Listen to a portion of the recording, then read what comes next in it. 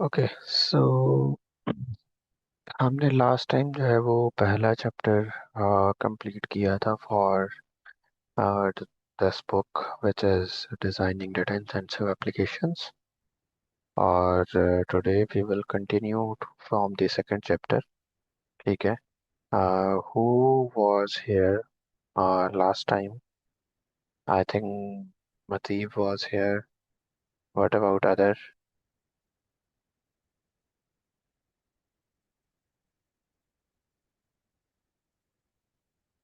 No one? Okay. पर अगर आप पिछली दफ़ा थे तो we discussed कि हम इसको हाई लेवल ओवरव्यू में पढ़ रहे हैं कि I have read the chapters by myself, and then now we are basically reading it together, and I will be sharing experience along the way, like many experience or thoughts I have, or something like that. So we will continue with the same pattern, and today we have the second chapter, which is data models and query languages. अब ये बड़ा interesting chapter है इस sense में कि इसमें ये discuss हो रहा है कि भाई पिछले चैप्टर की पहले हम समरी देख लेते हैं कि भाई उसमें था क्या। ठीक है, उसमें हमने तीन मेन चीज़ों पर बात किया था। बात की थी रिलायबिलिटी, स्केलेबिलिटी और मेंटेनेबिलिटी पे। ठीक है। और आपने ये ध्यान में रखना है कि हम डिजाइनिंग डाटा इंटेंसिव एप्लीकेशन पढ़ रहे हैं, जिसका मेन पर्पस ये है कि we are basically able to design a large scale, reliable, scalable and maintainable applications। ठीक है। तो अब हम उसी के लिए we will move towards the second chapter। ठीक है। अब सेकंड चैप्टर में जो है वो आपको ये डाटा मॉडल्स और क्यूरी लैंग्वेजेस को, इसमें बेसिकली इसका ओवरव्यू में अगर हाई लेवल दूँ ना तो इसमें उसने डेटा मॉडल से मुराद ये है कि डेटा किस तरह से स्टोर होता है। यहाँ पर उसके डिफरेंट वेरिएशंस जैसे जेसन है, एक्सएमएल है। ठीक है। और क्यूरी लैंग्वेजेस में वही आपके पास एसक्यूएल है, जैसे स्ट्रक्चर क्यूरी लैंग्वेजेस है, और डिफरेंट डेटाबेसेस को एक्सेस करने के लिए जैसे मोंगोडीबी के लिए डिफरेंट है। इसी तरह से हर एक डेटाबेस के लिए डिफरेंट क्यूरी लैंग्वेजेस है। उसमें उसने कुछ पुरानी डेटाबेसेस, ठीक है, क्योंकि यहाँ पे वो हिस्ट्री की मेजरली डिस्कस कर रहा है, तो छोड़ के चैप्टर्स में इस चैप्टर में वो करेगा। तो उसमें उसने कुछ पुरानी डेटाबेसेस वो कैसे बनी, उनकी क्यूरी लैंग्वेजेस कैसे इवॉल्व हुई, बेसिकली शुरू में वो क्या थी और बाद में वो क्या बनी, तो उन सबको डिस्कस करेगा। अब ये चैप्टर इस वजह से इंटरेस्टिंग है कि बेसिकली इसमें आपको ना एक्चुअल में पता चलेगा कि डेटाबेसेस अंडर द हुड, मतलब जो डिसीजन है किसी डेटाबेस को बनाने का, ठीक है, एक है डेटाबेस को चूज करने का, एक डिसीजन है डेटाबेस को बनाने का, वो किस तरह से हो रहा था पास्ट में। ठीक है। और उसमें क्या क्या कंफ्यूजन थी, क्योंकि आपने इसको ऐसे ही देखना है कि at the end of the day, उसने चैप्टर वन में भी शायद डिस्कस किया था कि at the end of the day these all are abstractions. ठीक है। एक बैकएंड इंजीनियर जो है वो एपीआईज बनाता है जो कि फ्रंट एंड कंज्यूम करता है। ठीक है। फ्रंट एंड इंजीनियर एक यूएक्स बनाता है जो कि एक यूजर कंज्यूम करता है।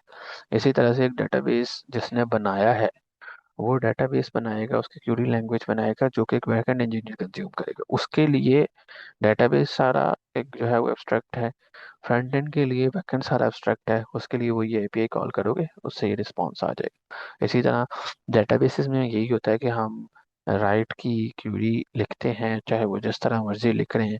ठीक है। उसको एक्चुअल में डिस्क पे जाके कहाँ स्टोर करवाना है, या अगर हम जब रीड करते हैं टेबल्स हैं या डॉक्यूमेंट्स हैं तो उसको एक्चुअल में कैसे एक्सेस करना है, ये सारी चीज़ें जो हैं वो बेसिकली आपके लिए इंस्ट्रक्टेड होती हैं। लेकिन अंडर द हुड है वो सिस्टम्स ही। ठीक है। तो वो भी किसी ने बिल्ड की हैं। तो वो हम इस चैप्टर में देखेंगे कि data models and query languages के पीछे की स्टोरी क्या है और किस तरह से वो इवॉल्व हुए हैं टिल डेट। ठीक है। अच्छा, the limit of my language means the limit of my word. Data models are perhaps the most important part of developing software because they have such a profound effect on not only how the software is written but also how we think about the problem that we are solving। ठीक है। अब ये interesting इस तरह से है कि भाई डेटा मॉडल जो है वो सिर्फ जो सॉफ्टवेयर हम बना रहे हैं उसके लिए भी नहीं है, और उसके लिए नहीं है। इट इज़ ऑल्सो अबाउट कि भाई हम प्रॉब्लम जो सॉल्व करें, और ये आगे वो बड़ी बहुत ही अच्छे से एक्सप्लेन करेगा कि जैसे अगर हम रिलेशनल और नॉन रिलेशनल को देखें ना, तो ये बेसिकली प्रॉब्लम पे डिपेंड करता है कि आपकी रिक्वायरमेंट्स क्या हैं, और आपको कौन सा जो है वो डेटाबेस यूज़ करना है। ठीक है। तो most applications are built by layering on the data model on top of another. For each layer, the key question is how is it represented in term of the next lower layer. ठीक है। अब ये वही example है, वो बताएगा कि as an application developer you look at the real world in which these are people, like organization, good actions, money flows, and model it in terms of objects or data structure and APIs that maintain those data structures. Those structures are often specific to your application. ठीक है। अब ये पहला वो part बता रहा है कि जब मैं अगर एक एप्लीकेशन डेवलपर हूँ, तो मैं रियल वर्ल्ड के साथ डाटा को मैप कर रहा होता हूँ। ठीक है, जिसमें पीपल हैं, ऑर्गेनाइजेशंस हैं, और फिर हम उनको स्टोर कर देते हैं एपीआईज, मेंटेनेबल डाटा स्ट्रक्चर्स में स्टोर कर देते हैं, ऑब्जेक्ट्स और डाटा स्ट्रक्चर्स में, और एपीआईज के थ्रू हम उनको मैनिपुलेट कर देते हैं। When you want to store those data structures, you express them in terms of general purpose data model, ठीक है, such as JSON या XML documents, टेबल इन रिलेशनल डेटाबेस और ग्राफ मॉडल। ठीक है, ये भी हमने पिछले, तो आगे ये इसको मजीद वो डिटेल में एक्सप्लेन करेगा। लेकिन वो कह रहा है कि जब हमने, पहला स्टेप ये है कि रियल वर्ल्ड एंटिटीज जो हैं उनको हमने मैप कर लिया ऑब्जेक्ट्स में या डाटा स्ट्रक्चर्स में। दूसरा स्टेप ये है कि उन डाटा स्ट्रक्चर्स को हमने स्टोर करना है, तो हम उनको जनरल पर्पस डाटा मॉडल, जो कि जनरली आजकल जेसन ही चलता है, ठीक है, लेकिन मतलब जब front end back and communication को अगर हम देखें तो उसमें जेसन है, ठीक है, एक्सएमएल डॉक्यूमेंट्स हैं, और टेबल इन रिलेशनल डेटाबेसेस हैं, या ग्राफ मॉडल है, जो ग्राफ डेटाबेसेस होते हैं वो आगे बताएगा इसमें थोड़ा सा। The engineer who built your database software decided on a way of representing that JSON, XML or relational, whatever that is, in terms of byte in memory, on disk or on a network. अब ये third layer आ गई कि जो जिस बंदे ने database बनाया था उसके लिए प्रॉब्लम जो थी वो ये थी कि मेरे पास डाटा आ रहा होगा, मैंने उसको स्टोर किस तरह से करना है। ठीक है, उसके लिए वो लोअर लेयर है। ठीक है, जब हम यहाँ पे होते हैं तो we don't care about, let suppose अगर हम इसको बैकएंड अज्यूम करते हैं, तो वी डोंट केयर अबाउट कि भाई हम सिर्फ एक क्यूरी लिख देते हैं कि भाई डीबी में स्टोर हो जाए। हमें नहीं, इन सारी डिटेल से हमारा नहीं वास्ता होता कि भाई बाइट्स में, मेमोरीज में, अगर आपने डेटाबेसेस को थोड़ा सा आपको आइडिया हो तो उसमें पेजेस का कॉन्सेप्ट होता है, ऑफसेट्स होते हैं, वो सारी चीज़ें जो कि आगे वो एक्सप्लेन भी करेगा। On yet lower level, hardware engineers have figured out how to represent byte in terms of electrical currents, pulse of light, magnetic fields and more। ठीक है, अब ये उससे भी एक नेक्स्ट स्टेप पे चला गया, जिसमें जो हार्ड डिस्क हैं या एसएसडीज हैं, वहाँ पे हार्डवेयर इंजीनियर्स ने फिगर आउट कर लिया हुआ है, या उन्होंने फिगर आउट किया है कि भाई कैसे उन बाइट्स को, वो जो इलेक्ट्रिकल करंट्स हैं या पल्सेस ऑफ लाइट्स हैं या मैग्नेटिक फील्ड्स एसएसडीज वगैरह में, तो उनको किस तरह से, तो ये वन स्टेप ईच जो है वो लोअर लेवल है। ठीक है। In a complex application, there may be more intermediary levels such as API builds upon APIs, but the basic idea is still the same. ठीक है, each layer hides the complexity of the layer below it by providing the clean data model।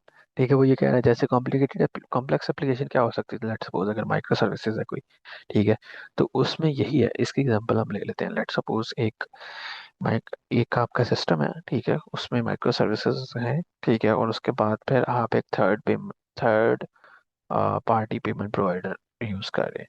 तो generally क्या होगा कि सबसे पहले आपकी जो फ्रंट एंड पे रिक्वेस्ट है वो बैकएंड पे जाएगी।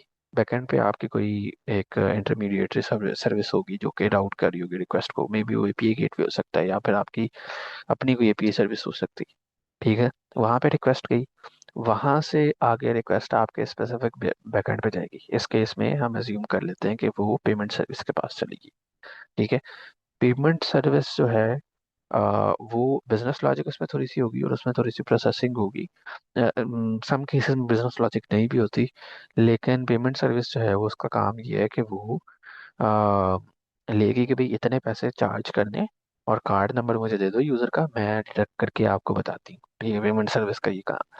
अब पेमेंट सर्विस जो है वो आगे कॉल करेगी पेमेंट प्रोवाइडर को। ठीक है, पेमेंट प्रोवाइडर मल्टीपल हो सकते हैं।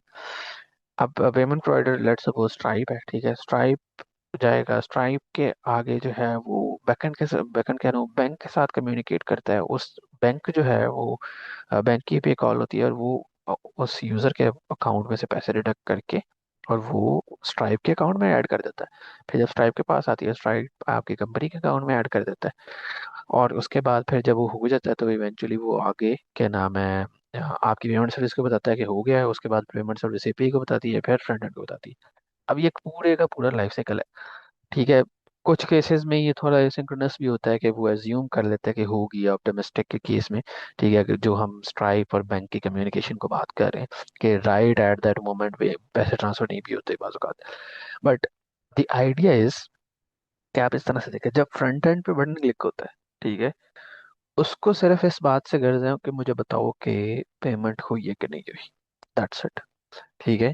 फिर इसी तरह से जब एपीआई सर्विस से पेमेंट सर्विस पे गई है तो उसको इस बात से गर्ज है कि भाई इस पेमेंट प्रोवाइडर से इतने पैसे कट गए कि नहीं कट गए, या हमारे अकाउंट में आ गए कि नहीं गए। इसी तरह पेमेंट सर्विस को सिर्फ इस बात से गर्ज है कि वो जब थर्ड पार्टी को कॉल कर रहा है, वो कह रहा है कि भाई मुझे इस बंदे के पैसे डिडक्ट करके मेरे अकाउंट में डिडक्ट कर दो।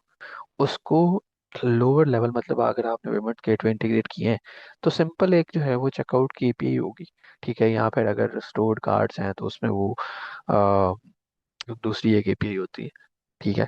तो वो सिर्फ उसको कॉल करेगा, उसको दे डोंट केयर कि भाई अंडर द हुड क्या चल रहा। तो यही वो वहाँ बात कर रहा है कि ईच लेयर जो है ना, कॉम्प्लेक्सिटी को हाइड कर रही होती है अपने से लोअर वाली लेयर को, ठीक है।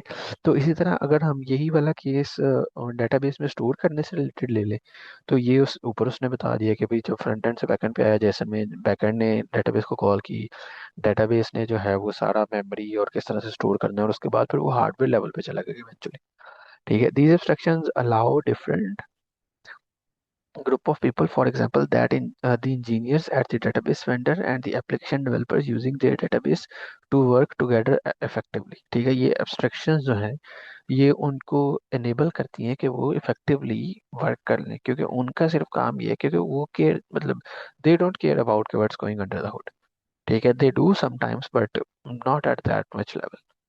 There are many different kinds of data models, and every data model embodies assumptions about how it is going to be used. Some kind of usage are easy and some are not supported. Some operations are fast, some perform badly, some data transformations feel natural and some are awkward, ठीक है। तो अब ये वो बात कर रहे हैं कि भाई बहुत मुख्तलिफ किस्म के डाटा मॉडल्स हैं, और वो कुछ एजम्पशंस पे चलते हैं कि मुझे ऐसे यूज किया जाएगा, ठीक है। या बेसिकली जो हमने स्टार्ट में बात की थी कि रिक्वायरमेंट बेस पे वो बने होते हैं, ठीक है। तो यहाँ पे वो कह रहे हैं कि कुछ जो है वो मतलब उनका यूजेज इजी होगा, कुछ का सपोर्टेड नहीं होगा, कुछ में कुछ ऑपरेशंस फास्ट होंगे, जैसे simply relational versus non relational, non relational database है, ये आगे वही चीज़ आ रही है।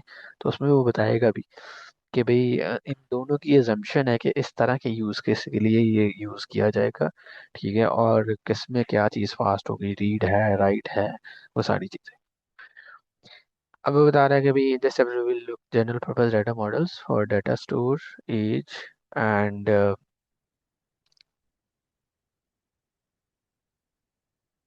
data store age, uh, not data, sorry, I was distracted. I'm saying data store and age, it's storage. So data model for data storage and queuing, ठीक है। In particular we will compare the relational model, the document model and few graph models as well, ठीक है। अब वो बताएगा ये तीन चीजें, तीन किस्म के डेटाबेस हम वैसे जनरली इन दो को ही ज्यादा डिस्कस करते हैं, लेकिन ग्राफ डेटाबेस भी है, वो भी आपको थोड़ा सा आइडिया मिल जाएगा इस चैप्टर में, ठीक है। अब बेसिकली अब हम बात कर रहे हैं relational model versus document model. ये बड़ा जो है ना वो कॉमन क्वेश्चन है। अभी मैंने पिछली जब हमने स्टार्ट किया था चैप्टर उस टाइम पे भी बताया था, और अभी भी मैं इसको दोबारा रिपीट कर रहा हूँ कि ये वाला सेक्शन पढ़ के ना मुझे खुद से, अभी ये वाला चैप्टर स्पेसिफिकली पढ़ के मुझे खुद से भी ऐसी बहुत सारी नई चीज़ें पता चली थी कि जिनको eventually when I relate with my own experience, तो it make much more sense to that classic question जो कि मेजर इंटरव्यूज में पूछा जाता है कि एसक्यूएल और नो एसक्यूएल में क्या डिफरेंस है, ठीक है। या फिर थोड़ा सा ज़्यादा एक्सपीरियंस इंटरव्यू होगा तो उसमें पूछ लेंगे कि भाई एसक्यूएल और नो एसक्यूएल में से कौन सा डेटाबेस आप यूज़ करेंगे।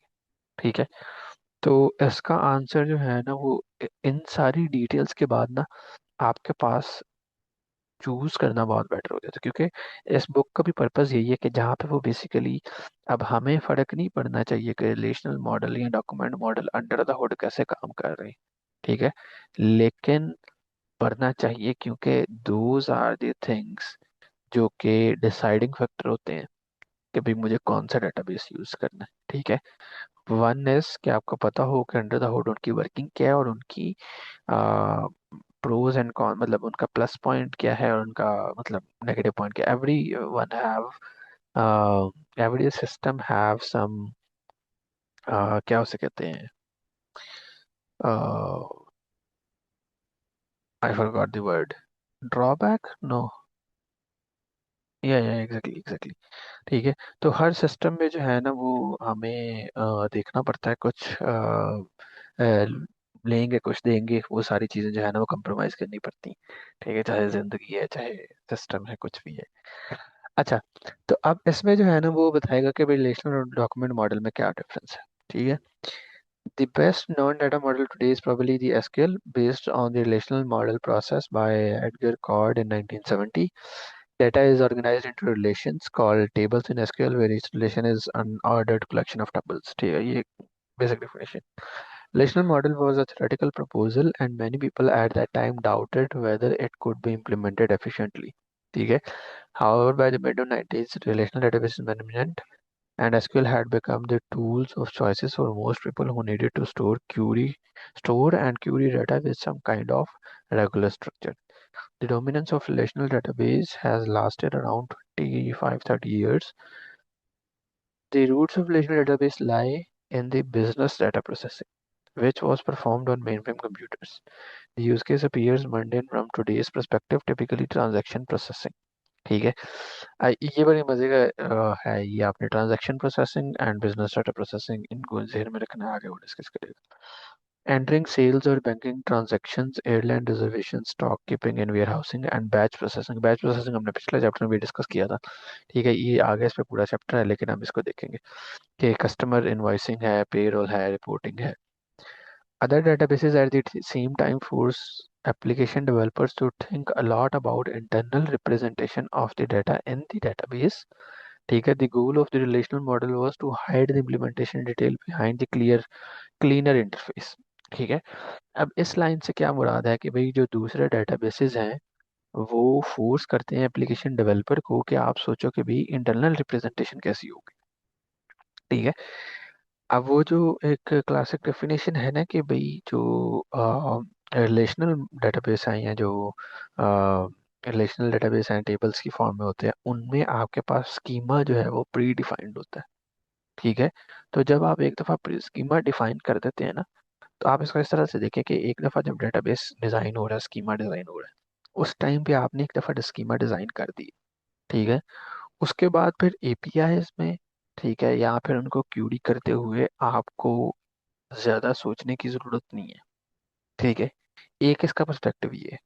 दूसरा इसका पर्सपेक्टिव ये है कि भाई इंटरनल लेवल पे भी जो है ना इंटरनल रिप्रेजेंटेशन, ठीक है, चूंकि अंडर द हुड इसके अंदर बी बी प्लस ट्रीज होते हैं और वो पेजेस का कॉन्सेप्ट यूज करता है, तो उसमें भी जो ये कॉल मतलब बेसिकली टेबल्स का कॉन्सेप्ट है ना, कॉलम्स एंड रोज वाला, वो भी बहुत इफेक्टिव होता है। ठीक है, वो आगे इसको मजीद डिटेल में बताएगा। Over the years, there have been many competing approaches of data storage and queuing. ठीक है, अब ये यहाँ पे ना पास्ट बताएगा, ये बड़ी मजे की स्टडी है कि इन 1970s एंड अर्ली 90 पहले दो ये डेटाबेसेस थे, network model and hierarchical model. ठीक है, मेन अल्टरनेटिव्स थे। ठीक है, relational model came to dominate them. Object databases came and went again in the late 90s and early 90s। अब ठीक है, अब यहाँ पे आप ये देखें कि बेसिकली पहले ये दो डेटाबेसेस थे, network model and hierarchical model.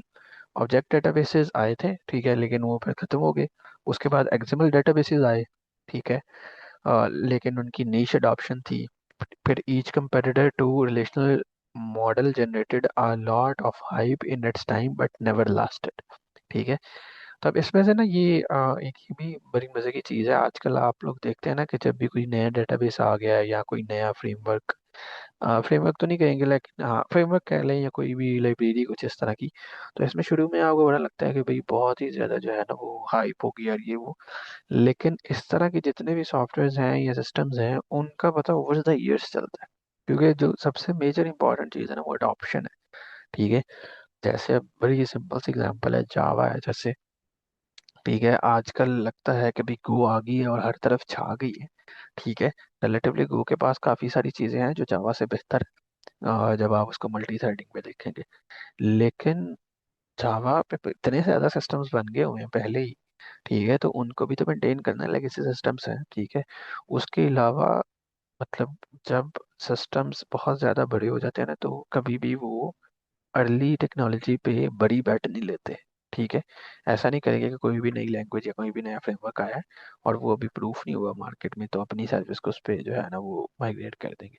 तो बेसिकली स्टेबल होने का इंतजार करते हैं, तो हाइप शुरू में होती है, उसके बाद जो है ना वो निकल जाता है। तो वही यहाँ पे भी वही बता रहा है कि बहुत सारे डेटाबेसेस आए, लेकिन हाइप ही थी उनकी, वो खत्म हो गई। As computers became vastly more powerful, network they started being used for increasing diverse purposes। ठीक है, यहाँ पे रिलेशनल डेटाबेस की बात हो रही है। और turned out to generalize very well beyond their original purpose of business data processing to a broad variety of use case. Much of what you see on the web today is still powered by relational database, be it online publishing, discussion, social network, e-commerce। ये सारे जो है ना इनके पीछे आपको majorly relational database ही नजर आएंगे। अब है जी the birth of no SQL. ठीक है। 2010 में latest attempt to overthrow the relational models dominance. ठीक है, the name no SQL is unfortunate since it doesn't actually refer to any particular technology. It was originally intended simply as a catchy Twitter hashtag for meetup on open source distributed no relational database। ठीक है भाई, बस मतलब उन्होंने नाम बता दिया कि भाई एसक्यूएल नहीं यूज करना, no SQL. Nevertheless, the term struck a nerve and quickly spread through the web startup community and beyond। ठीक है, ये स्टार्टअप कम्युनिटी वाला जो है ना वो वर्ड बड़ा इंटरेस्टिंग है, क्योंकि अभी भी मेजरली जो नो एसक्यूएल डेटाबेस की एडॉप्शन है वो ज़्यादातर स्टार्टअप में ही होती है। A number of interesting database systems are now associated with hashtag NoSQL. It has been retroactively reinterpreted as not only SQL। ठीक है, ये भी बड़ी मजे की एक टर्म है।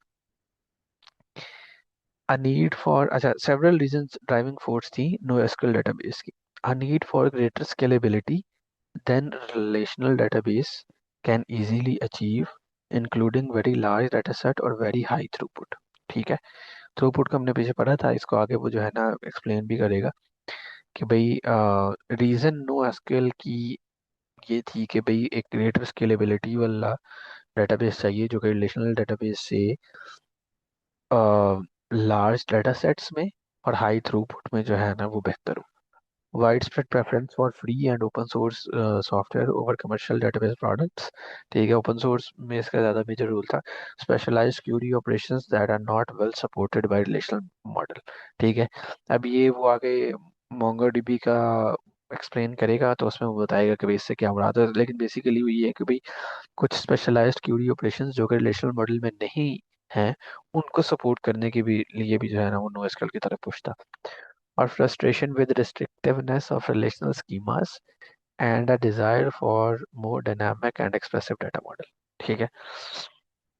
अब यहाँ पे एक चीज ये है कि बेसिकली आप इसको इस तरह से देखें कि जो आपका डॉक्यूमेंट है ना, अ, जो आपके पास नो एसक्यूएल और एसक्यूएल है उसमें डिफरेंस क्या है जो हम बात कर रहे हैं कि नो एसक्यूएल में आपने जो डॉक्यूमेंट का स्ट्रक्चर है, ठीक है, उसको 100% आपको डिफाइन करने की जरूरत नहीं है। मतलब डिफाइन ऑब्वियसली स्कीमा बना लेते हैं आप, लेकिन वो रिजिड नहीं होता।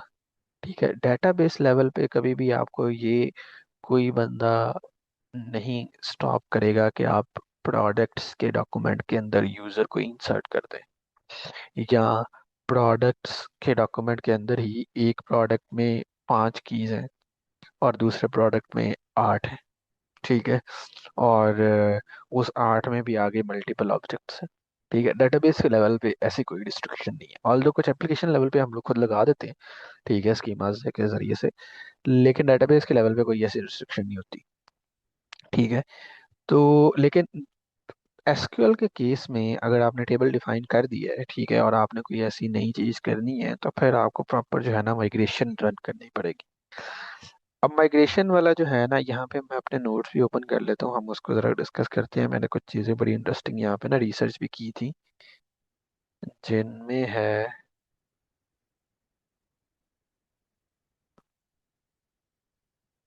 इसको बल्कि मैं उठा के इधर ले जाता हूँ।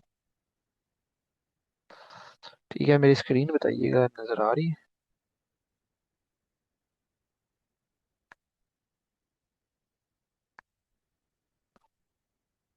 बेहतर है।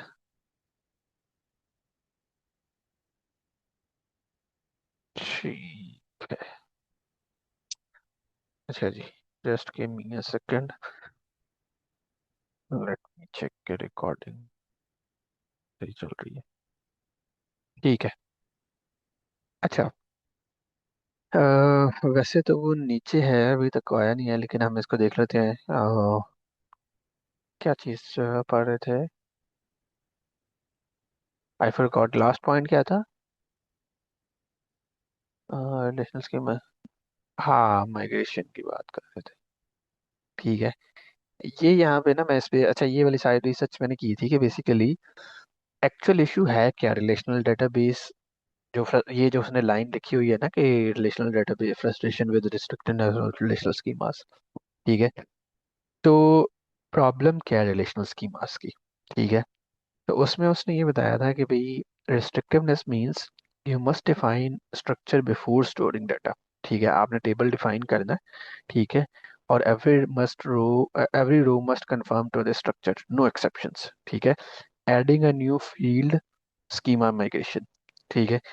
Want to add phone number production table, अगर उसमें 10 बिलियन रोज हैं, ठीक है, और आपने फोन नंबर ऐड करना है, तो माइग्रेशन जो है ना वो ये करेगी, बेसिकली आपका टेबल लॉक कर सकती है और डाउन टाइम आ जाता है। ठीक है, डाउन में माइग्रेशन का मेजर जो एक ड्रॉबैक है वो ये है। ठीक है। लेकिन उसके अल्टरनेट में अगर आप देखेंगे मोंगोडीबी में just write documents with phone field, no migration needed. ठीक है, मतलब लेट सपोज 2 साल तक आपने यूजर का फोन नंबर नहीं सेव करवा रहे थे, उसके बाद आपने फोन नंबर लेने लग गए, तो 2 साल से पहले वाले बंदों के पास फोन नंबर होगा, 2 साल के बाद वाले बंदों के पास नहीं होगा, और कोई डेटाबेस में चेंज नहीं चाहिए, माइग्रेशन नहीं चाहिए। ठीक है। Every row has the same column. ठीक है, मतलब हर रो में सेम कॉलम होंगे, वही जो डेटाबेस का कॉन्सेप्ट है टेबल्स वाला। ठीक है। और उसमें फिर ये आ जाता है कि आप नलेबल वाला कॉन्सेप्ट ऐड कर सकते हैं इन केस अगर आपने करना है तो। ठीक है। Dynamic and expressive means each document can have different structure. अब ये है एक्चुअल में डेटाबेस डॉक्यूमेंट मॉडल में कि भाई MongoDB all valid in same collection, जो मैं बात कर रहा था कि यूज़र ऐसे भी हो सकता है, यूज़र ऐसे भी हो सकता है, और यूज़र कम्प्लीटली डिफरेंट भी हो सकता है। डेटाबेस लेवल पे आपको कोई रिस्ट्रिक्शन नहीं है। ठीक है।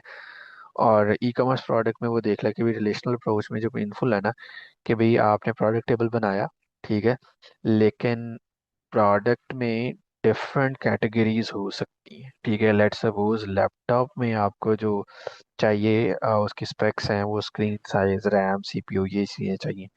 ठीक है। शर्ट्स में आपको साइज, कलर, मटेरियल, ये वाली सारी चीज़ें चाहिए।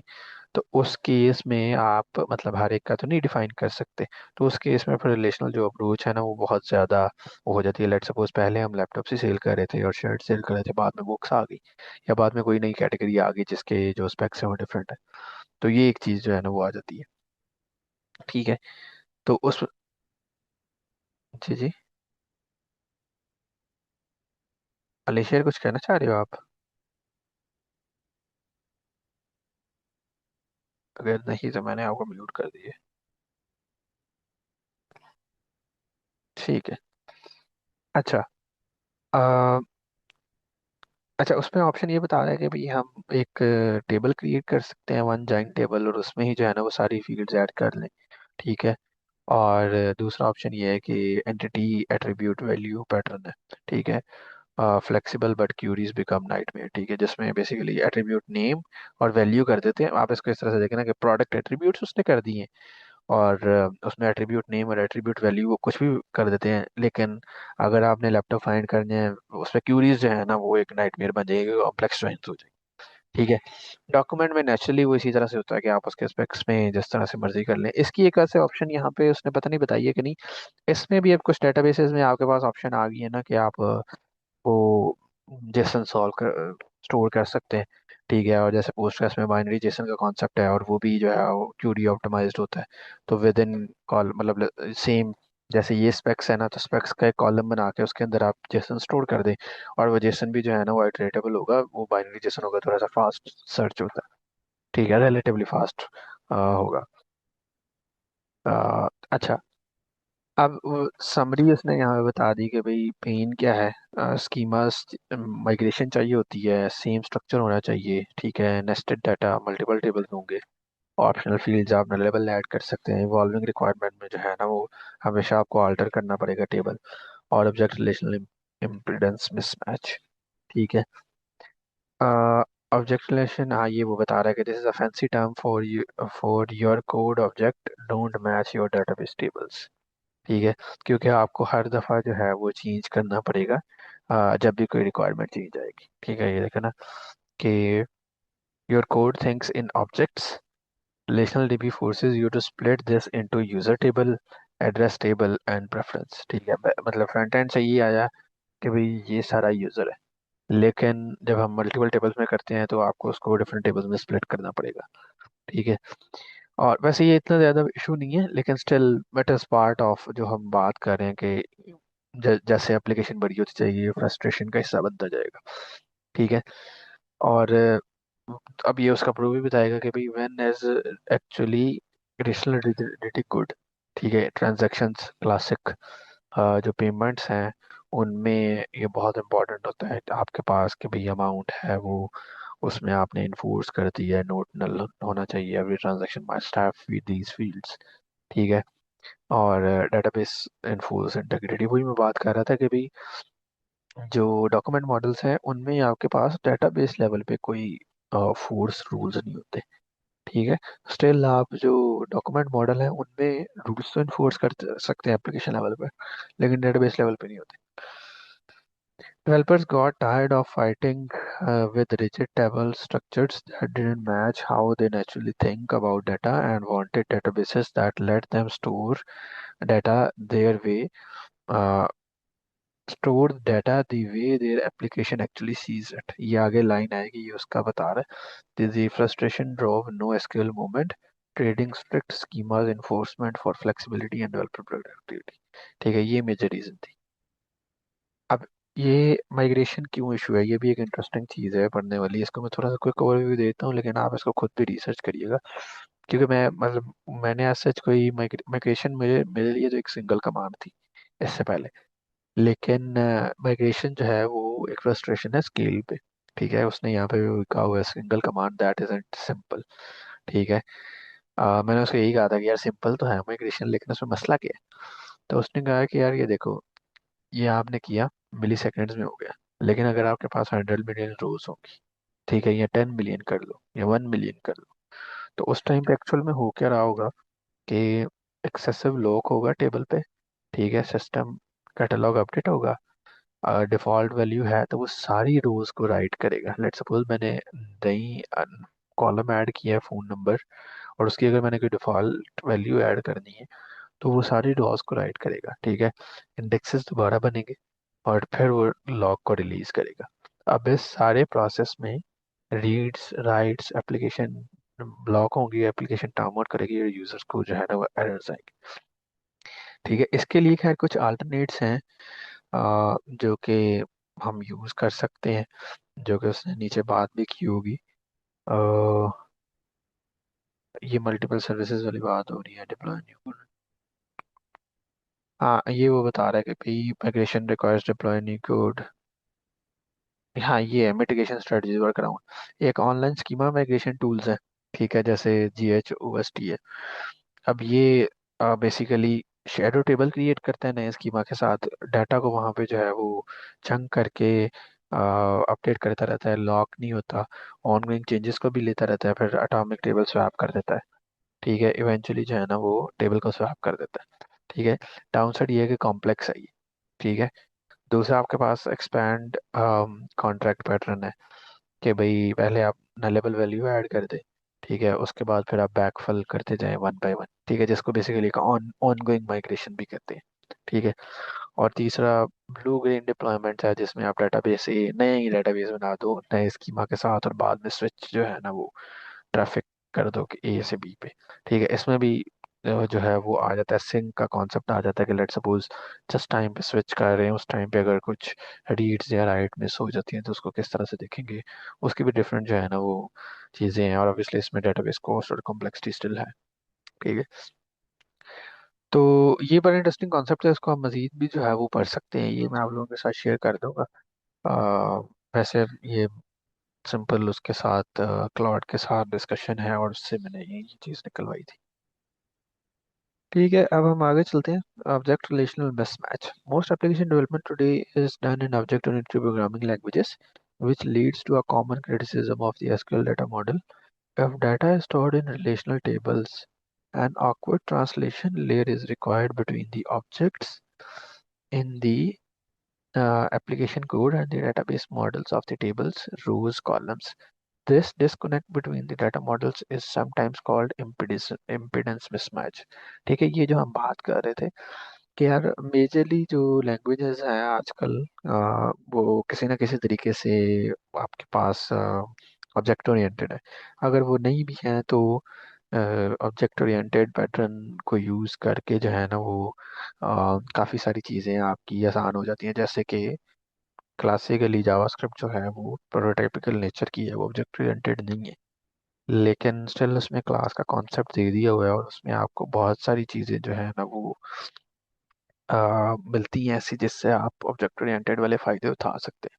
ठीक है, अब ये जब तक आप जो है वो खुद से एक्सपीरियंस नहीं ना करते तब तक आपको ऐसे ही लगता है कि यार ऑब्जेक्ट ओरिएंटेड इतनी इंपॉर्टेंट नहीं है, क्योंकि मैं मुझे याद है मैं आज से एक डेढ़ साल पहले तक मैं यही कहता था मुझे तब कि यार ज़रूरत ही नहीं है ऑब्जेक्ट ओरिएंटेड की, ठीक है इसका कोई फ़ायदा ही नहीं है। लेकिन जब एक्चुअल में मैंने उसको यूज़ किया ना, जैसे अब सिंपल नेस्ट.जेएस को देख लें। नेस्ट.जेएस जावास्क्रिप्ट नोड पे depend, node node JS JavaScript पे बिल्ड है, और नेस्ट.जेएस नोड जेएस पे बिल्ड है। नेस्ट.जेएस पे और सारी जो है ना वो ऑब्जेक्ट ओरिएंटेड है, वो ऐसे ही है जैसे जावा है। ठीक है, अब उसमें बड़ा ही क्लासिक कॉन्सेप्ट है आपका,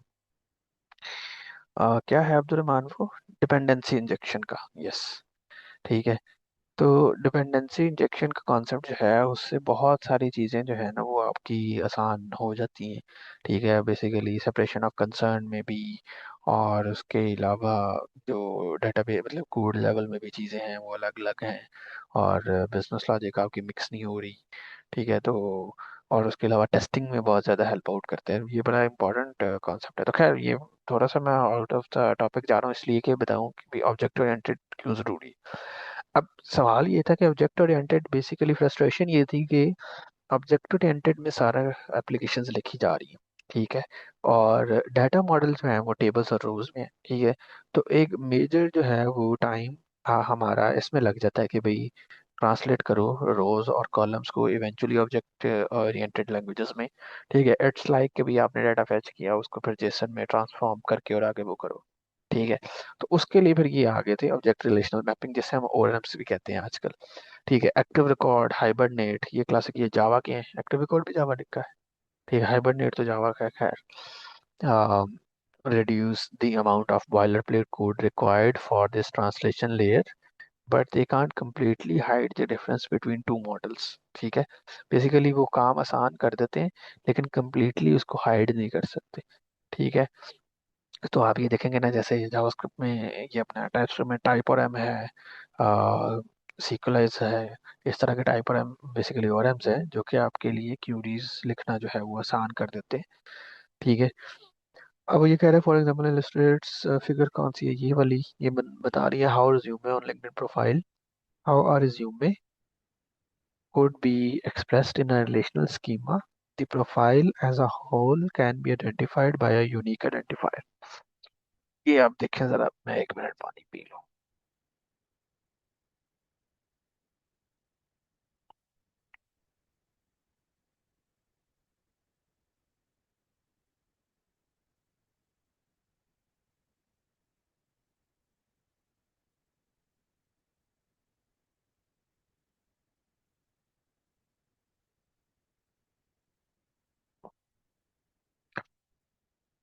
अच्छा जी।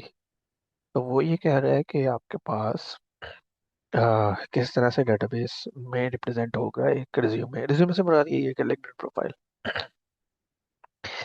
ये आपकी यूज़र आईडी है। यूज़र टेबल में उसने यूज़र आईडी, फर्स्ट नेम, ठीक है, आपके पास लास्ट नेम आ गया, और समरी आ गई उसकी, ठीक है। रीजन आईडी आ गई, इंडस्ट्री आईडी आ गई, फोटो आईडी आ गई। ये अलग अलग टेबल्स हैं, उनमें जो है ना वो आईडीज हैं, ठीक है। और उसके बाद ये क्या है, पोजीशंस हैं, ठीक है। जैसे कि वो आपका एक्सपीरियंस है, ये एक्सपीरियंस वाला टेबल है। जॉब टाइटल है आपके पास, और फिर ऑर्गेनाइजेशन है, वो सारी चीज़ें। अब इसमें मैं बताना क्या चाह रहा हूँ, in the traditional SQL model, the most common normalized representation is to put positions, educations, and contact information in separate table with a foreign key reference, ठीक है, to the user table। ये आपने देखा भी होगा जनरली जब आप decide करते हैं ना, ये बड़ा कॉमन चीज़ है कि भाई आपके पास जो रीजन है और इंडस्ट्रीज हैं, ये सारे जो है वो सेपरेट टेबल में, ठीक है। फॉरेन की उसमें दी हुई है, मतलब रीजन जो मेन यूजर का टेबल है उसके अंदर रीजन की आईडी है, और वो एक अलग टेबल में वहां से उसको फेच करेगी। Later versions of the SQL standard added support for the structured data types and the XML data. This allowed multi-valued data to be stored within a single row that supported for querying and indexing inside those documents. These features are supported varying degrees by Oracle. ठीक है, JSON type is also supported by several databases including ये मैं उसी की बात कर रहा हूँ कि आप डेटाबेस के अंदर जो है ना वो JSON मतलब एसक्यूएल टेबल के अंदर एक आइटम में, मतलब रो कॉलम में आप जेसन भी जो है वो स्टोर कर सकते हैं, ठीक है। तो ये कह रहा है कि लेटर ऑन उन्होंने ये वाली जो है वो फीचर ऐड कर दिया था। थर्ड ऑप्शन ये है कि आप इंक्लूड करें job, education and contact info को जेसन में, ठीक है। Store it on a text column in the database and let the application interpret its structure and content. In this setup, you typically cannot use the database to query for values inside the encoded column, ठीक है। वो ये कह रहा है कि simply, जैसे let suppose तीसरी ऑप्शन ये है कि यहाँ पे इंडस्ट्री आईडी के बजाय या फिर ये होगा ना आपका क्या नाम है, और पोजीशंस है, ठीक है, या एजुकेशन है। तो यहाँ पे एक कॉलम ऐड करें, और उसके अंदर ये सारी चीज़ें जो है ना पोजीशन में, जैसे ये जॉब टाइटल है, ऑर्गेनाइजेशन, इनको जेसन में या एक्सएमएल में जो है ना एज अ टेक्स्ट स्टोर कर दें। और फिर जब वो फेच करेगा ना ये यूज़र की इंफॉर्मेशन, तो वो एक्सपीरियंस के कॉलम के अंदर उसको ये सारी चीज़ें जो है वो एज अ टेक्स्ट मिलेंगी, और फिर एप्लीकेशन लेवल पे बेसिकली कोड के अंदर वो उनको ट्रेवर्स करके और उनको ठीक कर देगा, ठीक है। मतलब ठीक करने से मुराद है कि भी उनको रिप्रेजेंट करके शो कर देगा, ठीक है। For the data structures like resume, which is mostly self-contained document, a JSON representation can be quite appropriate, ठीक है। JSON has the appeal being much simpler than XML। Document-oriented database like MongoDB, RethinkDB, CouchDB, and Espresso support this data model, ठीक है। अब ये वो बता रहा है कि भाई representing a LinkedIn profile as a JSON document जो है वो इस तरह से होगी, ठीक है। उसमें उसने पोजीशंस बनानी है, ये देखें ये इस तरह से। टेक्निकली वो जो बात कर रहा था कि उसमें एसक्यूएल डीबी में वो भी यही है कि आप मतलब ये वाली जो चीज़ है एज अ टेक्स्ट और एज अ जेसन आप डायरेक्टली सॉल्व कर लें, और जब आप फैच करेंगे तो उस टाइम पे आपको ये सारी चीज़ें इकट्ठी मिल जाएगी, फिर आपकी एप्लीकेशन जो है ना वो खुद से इसको जो है वो ट्रांसफॉर्म कर लेगी। और जेसन में तो बाय डिफॉल्ट हो गई ऐसे, ठीक है। Some developers feel that JSON model reduces the impedance mismatch between the application code and the storage layer, ठीक है। impedance mismatch वही है कि भैया आपके पास जब डाटा ऑलरेडी बैकएंड से जेसन में आ रहा होगा, डेटाबेस से जेसन में आ रहा होगा, तो इजीली आप उसको जो है ना वो ट्रांसफॉर्म कर सकते हैं, और एप्लीकेशन कोड में आगे फ्रंट एंड भेज दें या कुछ भी कर दें, ठीक है। However, we shall see in chapter 4 there are also problems with JSON as data encoded format. The lack of schema is often cited as an advantage। We will discuss this in schema flexibility in the document model page, ठीक है। कि भाई इसमें मसला भी हो सकता है, ठीक है। मतलब वो बेसिकली कह रहा है कि ये हर दफ़ा एडवांटेज नहीं होता है, इसके कुछ इश्यूज भी हैं, वो हम आगे डिस्कस करेंगे। JSON representation has better locality than the multi-table schema. If you want to fetch a profile in the relational example, you need to either perform multiple queries, ठीक है, जो कि उसने पीछे वाले टेबल में बताई थी कि भाई आपको मल्टीपल क्यूरीज परफॉर्म करनी पड़ेगी ना, कि भाई जॉइंस लगेंगे यहाँ पे और फिर वो इवेंचुअली आपको जो है ना वो डाटा ला के देगा, ठीक है। और perform a messy multi way join between the user table and its subordinate tables in the JSON representation all the relevant information is in one place, ठीक है। तो हम इजीली उसको जो है ना वो फैच कर सकते हैं। one to many relationships from the user profile to the user position, educational history and contact information employ a tree structure in the data and the JSON representation make tree structure explicit, ठीक है, क्योंकि JSON में already हम सारी चीजें इकट्ठी ही जो है वो स्टोर कर रहे हैं, ठीक है। यहाँ पे ये देखें वो बता रहा है कि भाई यूजर के साथ first name last name summary आ गई, आगे पोजीशंस आ गई, उसमें फिर ट्री बन गया प्रॉपर, ठीक है। One to many relationship. मसला जो आता है ना वो सारा आता है many to many relation, many to one या मैनी टू मैनी रिलेशनशिप का, ठीक है। अब इसमें दो तीन मेथड्स जो है ना वो डिस्कस करेगा कि भाई अब जैसे देखें रीजन आईडी है, ठीक है, region IDs are given as IDs not plain text string, ठीक है। कि जो हमने पहली डायग्राम देखी थी उसमें आपने देखा होगा कि भाई यहाँ पे रीजन आईडी जो है वो आईडी दी हुई है, लेकिन एक ऑप्शन ये भी हो सकती है कि मैं डायरेक्टली रीजन स्टोर करवा लूँ, ठीक है, यूजर को कहूँ कि अपना रीजन ऐड करो, ठीक है, वो रीजन का नाम ऐड कर दे और मैं वो स्टोर करवा दूँ, ठीक है। लेकिन उसमें मसला क्या आएगा, मसला ये आएगा if the user interface has a free text field for entering the region and the industry, ठीक है, it makes sense to store them as a plain text string, ठीक है। कि अगर तो फ्रंट एंड पे मतलब यूजर को हम फ्री टेक्स्ट फील्ड दे देते तो फिर तो हम डेटाबेस में भी इस तरह से स्टोर कर लेते, लेकिन उसका जो ये जो हम लोग वो कर रहे हैं ना कि there are advantages to having standardised list of geographic region and industries, ठीक है, and letting user choose from the drop down list और अ ऑटो कंप्लीटर, ठीक है।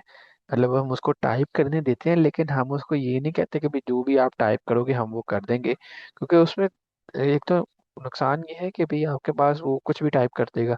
मतलब एक हो सकता है एक बंदा ग्रेट सेटल को ग्रेट सेटल लिख दे, एक बंदा पूरा नाम लिख दे, ग्रेट सेटल एरिया लिख दे, एक बंदा सेटल एरिया लिख दे। सेम लाहौर के लिए है, लाहौर कोई एल कैपिटल के साथ लिख रहा है, स्मॉल के साथ लिख रहा है, कोई एल एच आर लिख रहा है, ठीक है। तो उसमें फिर वो यूनिकनेस नहीं होगी, कंसिस्टेंसी नहीं होगी। अब वो ये बात कह रहा है कि भाई उसका ये जो ड्रॉप डाउन है ना उनका फायदा ये होता है कि consistent styling and spelling across profiles, ठीक है, एक ये आ गया। Avoid ambiguity, ease of updating, the name is stored in only one place, so it is easy to update across the board if it ever changed, ठीक है। जैसे city का name change हो गया ड्यू टू पॉलिटिकल इवेंट्स, ठीक है, जैसे वो आग फैसलाबाद का इवेंट नाम चेंज हुआ था लालपुर से फैसलाबाद, ठीक है। तो अगर हमने उसको हर एक यूजर को ये दिया होता कि यार आप खुद से टाइप कर लो तो वो एक मैस होना था, लेकिन जब हमने आईडी स्टोर करवाई है तो उस टाइम पे हमने एक ही जगह पे चेंज करना है और इवेंचुअली जो है वो ऑटोमेटिकली सब जगह पे चेंज हो जाएगा, क्योंकि वो ऑलरेडी वो उसको रेफर कर रहे हैं, आईडी दी हुई है, ठीक है। लोकलाइजेशन सपोर्ट भी आ जाती है, when the site is translated into the languages the standardised list can be localised to the region and industry can be displayed in viewer's language. और सर्च सबसे इम्पोर्टेंट जो है ना मेरे ख्याल में ये सर्च है, कि आपने अगर मैंने सर्च करना है ना तो वो बहुत इजी हो जाती है, क्योंकि फिर हम मेरे पास ये टेक्स्ट मैच जो है वो बड़ा इजी हो जाएगा, क्योंकि ऑलरेडी वो टेक्स्ट मैच नहीं होगा, फिर वो under the hood ID match हो जाएगा कि इस आईडी के रीजन, बेसिकली जिन यूजर्स के पास है उन सबको फेच कर लो। अगर मैंने चेक करना है कि सॉफ्टवेयर इंजीनियर सारे इसके आ जाए, अब इसमें सॉफ्टवेयर इंजीनियर जो है वो एज अ प्रोफेशन है, वो भी प्लेन टेक्स्ट नहीं होगा, वो भी ड्रॉप डाउन में से होगा। और इसी तरह से जो रीजन है वो भी प्रोफेशन है, प्रोफेशन नहीं, वो भी एक मतलब स्टैंडर्डाइज्ड है, तो वो भी ड्रॉप डाउन में से होगा, तो इसमें भी सर्च जो है ना वो बहुत बेहतर हो जाती है, ठीक है। तो whether you store an ID और a text string is a question of duplication. When you use an ID, the information that is missing to humans, such as the word philanthropy, is stored in only one place. Everything that refers to it uses an ID, which only has meaning within the database. ठीक है, कि भाई जब आप IDs में store करते हैं तो फिर आपके यूजर के डेटाबेस में जो है ना वो इन्फॉर्मेशन एग्जैक्ट स्टोर नहीं होगी, वो सिर्फ आईडी करेगा स्टोर, ठीक है। जो एक्चुअल इन्फॉर्मेशन है वो एक ही जगह पे, ठीक है। लेकिन When you store the text directly, you are duplicating the human meaningful information in every record that uses it. The advantage of using an ID is that because of it has no meaning to humans, it never need to change. The ID can remain the same even if the information it identify changes. Anything that is meaningful to human may need to change sometime in the future, and if the information is duplicated, all the written copies need to be updated. That occur right overhead and risk inconsistencies, where some copies of the information are updated but others are not. Remove such duplication. Uh, Removing such duplication is the bad idea behind normalization in database. ठीक है, अब not bad idea is the key idea. ठीक है, अब ये जो है वो कॉन्सेप्ट अब यहाँ तक जो है वो मुझे क्विकली जरा बता दें, आप लोग मेरे साथ हैं, चीज़ें को समझ आ रही हैं, कुछ चल रही है कि नहीं। बेसिकली उसने ये कॉन्सेप्ट बताया कि भाई अ, जो आपका डेटाबेस मॉडलिंग है उसमें मैनी टू वन या मैनी टू मैनी रिलेशनशिप्स में आपने कैसे डिसाइड करना है कि इसका अलग टेबल बनाना है, आईडी स्टोर करनी है, टेक्स्ट स्टोर करनी है। ठीक है, अब ये देखिए कितनी मतलब जनरली वैसे हमें पता पहले भी होगा, ठीक है, कि भाई किस टाइम पे मुझे आईडी स्टोर करनी चाहिए या मुझे इसको वो करना चाहिए। लेकिन जब हम ये वाली चीज़ देख लेते हैं कि ये उसने बड़े इजीली बता दिया है कि ह्यूमन मीनिंगफुल इंफॉर्मेशन है और ये कभी ना कभी चेंज हो सकती है। ठीक है, तो उसको मल्टीपल जगह पे जो है वो रखना और कॉमन भी है। मेन पॉइंट जो है ना वो कॉमन है। अब जैसे समरी है, ठीक है, समरी को सेपरेटली नहीं स्टोर किया। उसकी वजह क्या है कि समरी हर यूजर की डिफरेंट ही होनी है। ठीक है, वो कभी कॉमन हो नहीं सकती, तो उसको अलग टेबल में स्टोर करने का फायदा नहीं है। ठीक है, लेकिन जो ऐसी चीजें हैं जो मल्टीपल यूजर्स के कॉमन हो सकती हैं और वो ह्यूमन मीनिंगफुल इंफॉर्मेशन है, तो वहाँ पे फ्री टेक्स्ट की बजाय हम एक ड्रॉप डाउन वाला फॉर्मेट यूज कर सकते हैं।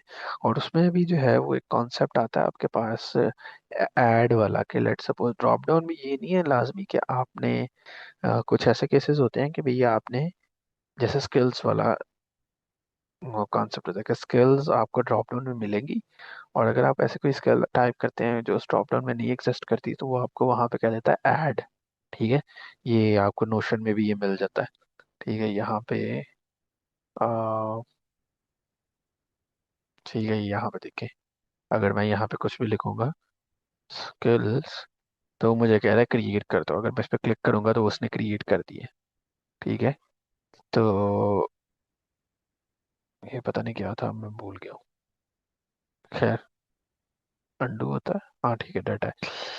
तो खैर ये बेसिकली ये वो बात हो रही है कि आपको बताने का मकसद ये है कि बेसिकली आप उसको कीज को ऑन द फ्लाई ऐड भी कर सकते हैं। ठीक है, अपने डेटाबेस के अंदर। फिर जब मैं डाटा ऐड कर दी है और अगर वो मल्टीपल यूजर्स के साथ शेयर हो रहा है, तो फिर वो उनको भी शो होने लग जाएगा। जैसे स्किल्स है, S T M, let suppose मैं ऐड कर देता हूँ कि भाई टाइप स्क्रिप्ट नहीं थी ड्रॉप डाउन, मैंने ऐड कर दिया और वो शेयर्ड है मल्टीपल यूजर्स के साथ, क्यों, तो उनको भी शो होने लग जाएगा। ठीक है, अच्छा जी, तो ये है। यहाँ तक मुझे बताएं, आप लोग मेरे साथ हैं? All good? कोई समझ आ रही है, नहीं आ रही है, क्या सीन है?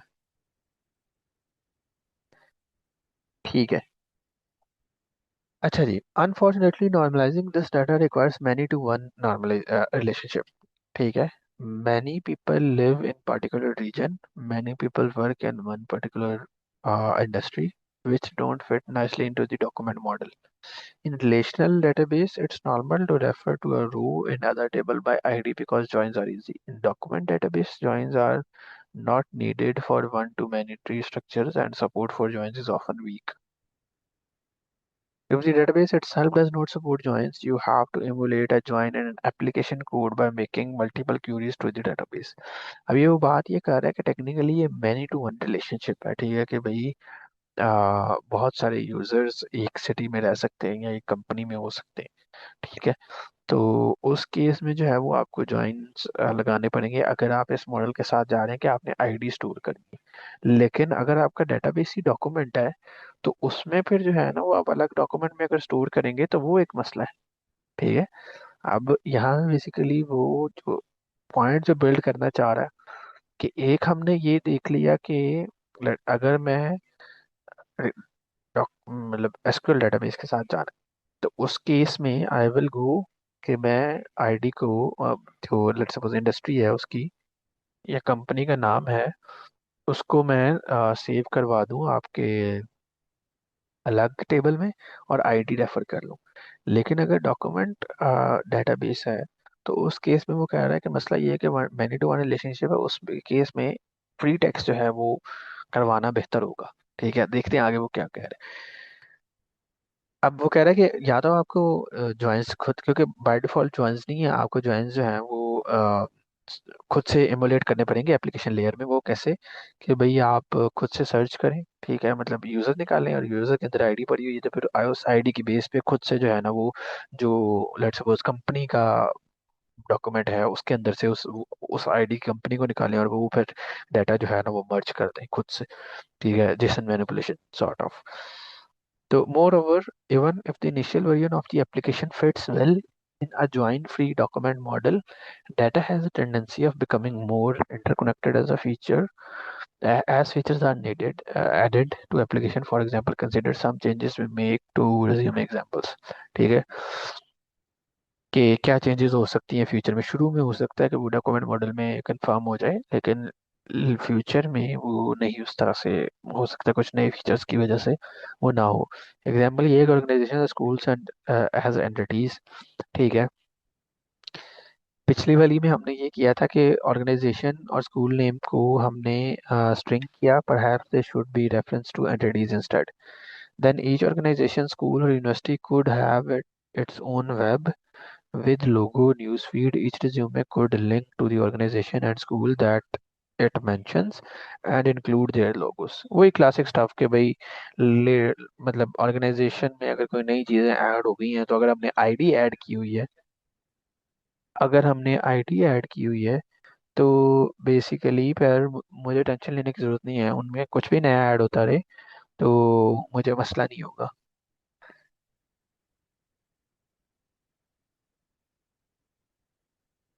अच्छा, सॉरी, नॉइज आ रहा है बैकग्राउंड से। अच्छा, मेरे बैकग्राउंड से नॉइज तो नहीं आ रहा?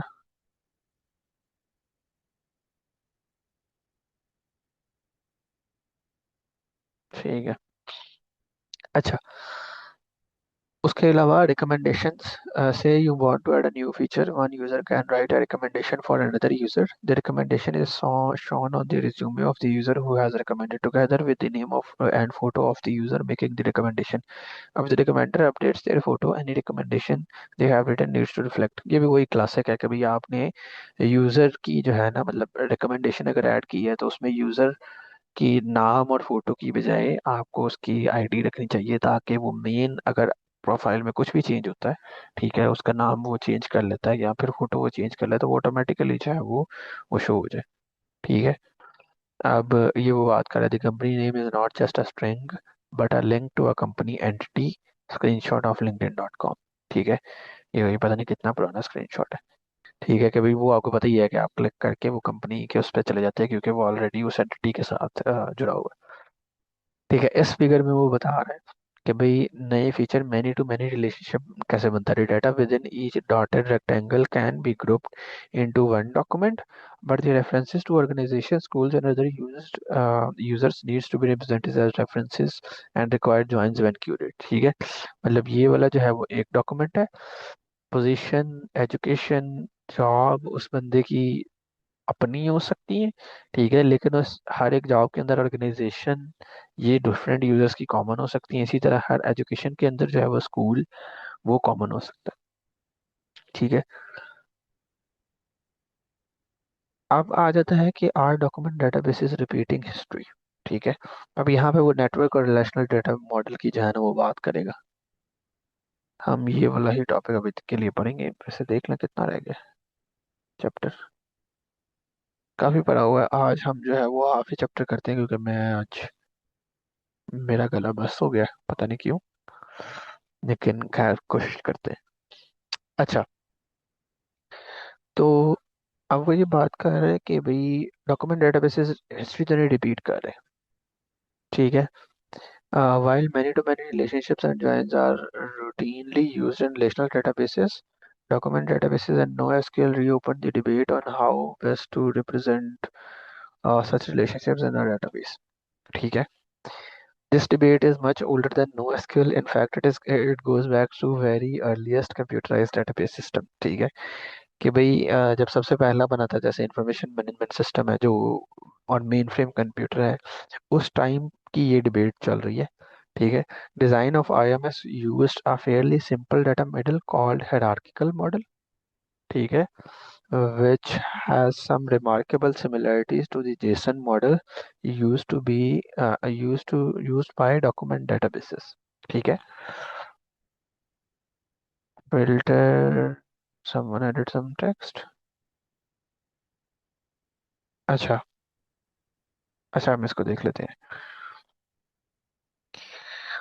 अच्छा वो ये कह रहा है कि भाई हायरार्किकल मॉडल जो है ना वो भी बेसिकली जेसन मॉडल के बेस थे. It represent all data as a tree of records nested within records much like the JSON structure. ठीक है. Like document databases, IMS worked well for one-to-many relationships, but it made many-to-many relationships difficult. यार ये एक minute hold करना जरा.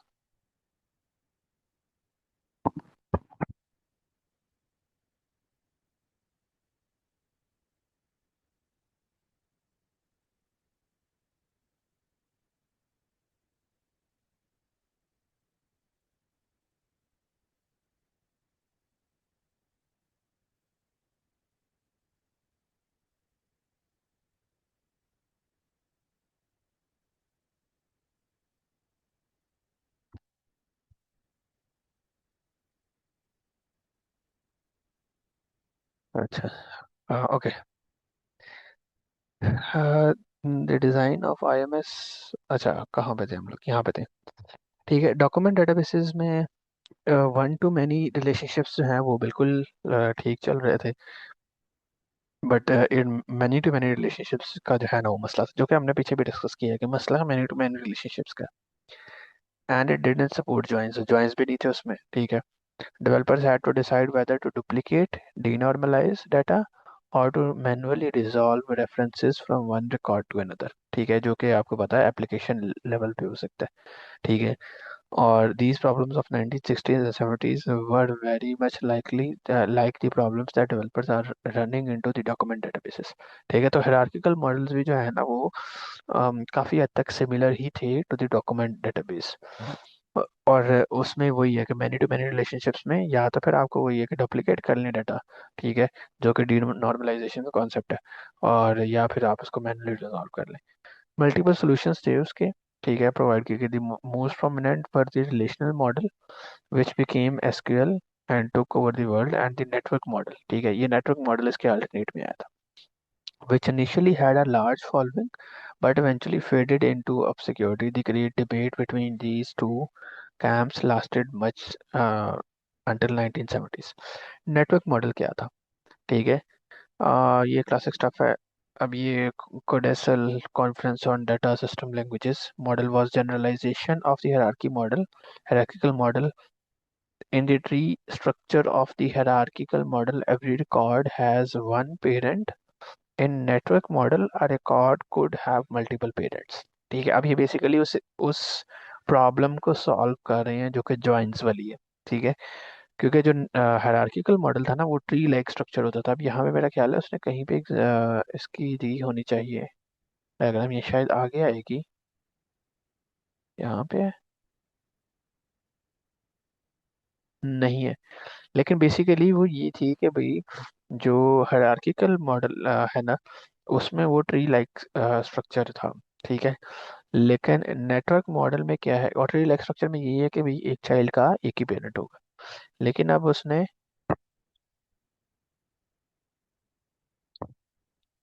लेकिन अब उसने इन्होंने ये किया कि भाई मल्टीपल पेरेंट्स भी हो सकते हैं. For example there could be one record for the greater Seattle area region and every user who lived in that region could be linked to it. Uh, this allowed many to one and many to many relationships to be modeled. ठीक है. वो ही कि basically बाकी सारे document model बेहतरीन चल रहा था। मसला था मैनी टू मैनी रिलेशनशिप्स का। तो उसके लिए उन्होंने कहा कि भाई एक आ, जो चाइल्ड है ना उसके मल्टीपल पेरेंट्स भी हो सकते हैं। ठीक है। अब इससे डिफरेंट मसले आ जाएंगे। The links between the record and network model were not foreign keys but more likely like का पॉइंटर्स। ठीक है। The only way of accessing a record was to follow a path from a root record along these chains of links. This was called an access path। ठीक है। कि वो access path बनता था कि जिसकी बेस पे वो डिफाइन करते थे कि भाई किस तरह से। अब इसका नहीं, मैंने पता नहीं वो डायग्राम मैंने कहाँ से देखी, लेकिन मेरे माइंड में वो आ रही है कि कुछ ये ना मिलता जुलता लिंक लिस्ट की तरह का है कि जिसमें आपके पास आ, वही डबली लिंक लिस्ट जिस तरह से होती है ना, वहाँ पे वो फ्रंट और बैक उसके पास दोनों पॉइंटर्स होते हैं। तो इसी तरह से चाइल्ड के पास अपने चाइल्ड का और आगे जो पेरेंट है उसका दोनों का पॉइंटर है, और उसकी बेस पे जो है ना वो डिफाइन कर रहा है। और उस बेसिकली जो कह रहे हैं ना कि रूट रिकॉर्ड से चेन ऑफ लिंक्स है और इसको हम एक्सेस पाथ कह रहे हैं। तो वही वो जो मतलब पहली नोड से आखिरी नोड तक जाना है, तो उस सारे को हम एक्सेस पाथ कह सकते हैं।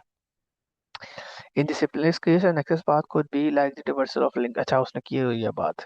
Start at the head of the list and look at one record at a time until you find the one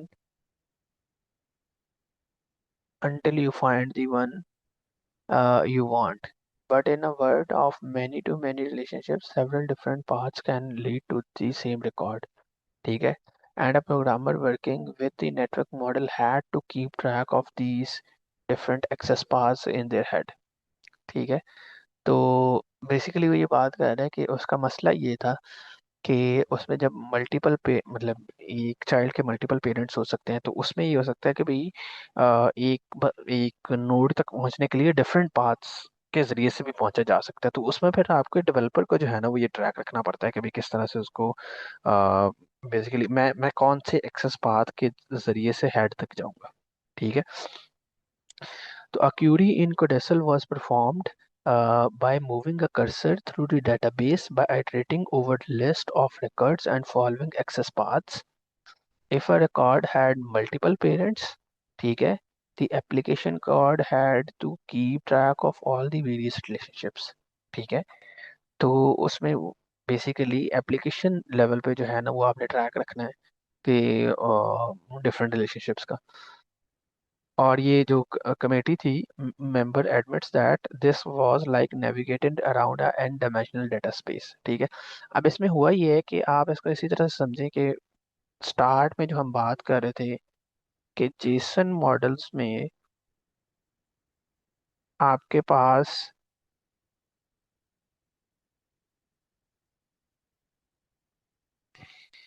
हाँ, अल्लाह गिव मी पेशेंस। अच्छा जेसन मॉडल में आपके पास मैनी टू मैनी रिलेशनशिप्स को manage करने के लिए कुछ भी नहीं था। ठीक है। Sorry guys, I am distracted lot. मुझे जरा दोबारा वापस आ लेने दें, मैं बहुत ज्यादा जो है ना इस टाइम पे तब जा रही। खैर, दुनिया है, चलता है।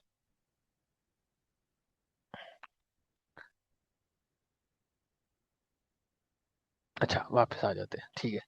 अच्छा, तो दोबारा मैं अब ये कह रहा हूँ कि आप इसको इस तरह से देखेंगे। जेसन मॉडल में उसने कहा कि बाकी सब कुछ ठीक चल रहा था, लेकिन मैनी टू मैनी रिलेशनशिप के लिए मसला ये था कि या तो फिर आप जॉइंस नहीं लगा सकते थे ना हम। तो उसमें या तो फिर आपको डुप्लीकेट करना पड़ेगा डाटा, या फिर मैनुअली रिजॉल्व करना पड़ेगा। मैनुअली रिजॉल्व से क्या मुराद है कि अगर आप मैं यूज़र की लेट्स सपोज ऑर्गेनाइजेशन की आईडी यूज़र के टेबल में स्टोर करवाता हूँ ना, तो बेसिकली होगा ये कि मुझे ऑर्गेनाइजेशन के टेबल में खुद से उस यूज़र की आईडी से सर्च करना पड़ेगा। फिर ऑर्गेनाइजेशन जब मुझे मिल जाएगी तो उसको फिर मैं खुद से जो है ना पहले मैंने यूज़र सर्च किया, फिर उस यूज़र की आईडी के साथ मैंने ऑर्गेनाइजेशन के टेबल में उसकी ऑर्गेनाइजेशन सर्च की, और फिर उसको एम्बेड कर दिया खुद से, तो वो मैनुअली रिजॉल्व कर लिया। तो अब यही काम जो है ना मतलब थोड़ा सा डिफरेंट लेवल पे ये हो रहा है कि अब मैं वो रिलेशनशिप्स को मैनेज नहीं कर रहा, लेकिन अब मैं बेसिकली इन पॉइंटर्स को मैनेज कर रहा हूँ, जो कि उसके पेरेंट्स या वो एक्सेस पाथ को डिफाइन कर रहे हैं, और इवेंचुअली मसला वो वही सॉल्व कर रहे हैं, जो कि वही मैनी टू मैनी रिलेशनशिप्स वाला है। ठीक है। तो ठीक है। अब इसमें although manual access path selection was able to make the most efficient use of the very limited hardware capabilities in 1970s, such as tape drives whose seeks are extremely slow, the problem was that they made the code for queuing and updating the database complicated and inflexible. With both the hierarchical and the network model, if you don't have a path to the data you wanted, you were in a difficult situation. ठीक है। तो उसने ये कह दिया कि भाई इससे मतलब काफ़ी ज़्यादा हार्डवेयर कैपेबिलिटीज हुई थी अनलॉक, लेकिन मसला ये था कि कोड लेवल में बहुत ज़्यादा जो है ना वो इशू आने लग गया था। अब इसको आप इसी तरह से जो स्टार्ट में हमने कॉन्सेप्ट डिस्कस किया था ना एब्स्ट्रक्शन वाला, अब वो ये जो है वो ख़त्म हो गया कि बेसिकली डेटाबेस की जो एब्स्ट्रक्शन थी ना, वो एक बैकएंड डेवलपर के पास आ गई है। कुछ उसने उसका पार्ट खुद से मेंटेन करना है, जो कि वही वो जो एक्सेस पाथ है उसको मेंटेन करना है, ताकि वो मैनी टू मैनी रिलेशनशिप्स जो है वो उनको कर सके रिजॉल्व। ठीक है। अब you could change the access path, but then you had to go through a lot of handwritten database queries, code, and rewrite it to handle a new access path. It was difficult to make changes to an application data model. ठीक है, ये वही बात है कि मतलब एक मसला हल किया उससे फिर नए मसले खुल गए। ठीक है। तो अब ये क्या है कि अब आगे आ जाएगा रिलेशनल मॉडल, ये वही है जो हमने पहले पढ़ा है। ठीक है। अब लेकिन ये इसके कंट्रास्ट में है, तो आपने इसको इस तरह से देखना है कि पहले हायरार्किकल मॉडल था, इसके अल्टरनेट में नेटवर्क और रिलेशनल मॉडल आए थे। लेकिन रिलेशनल मॉडल जो है ना वो रिलेटिवली चल गया, क्योंकि उन्होंने क्या किया कि was to lay out all the data in the open relational table is simply a collection of tuples। ठीक है। They are no labyrinthine, ये क्या है, nested structure, labyrinthine nested structures। I don't know what this word is, let's just search it, देखेंगे क्या चक्कर है।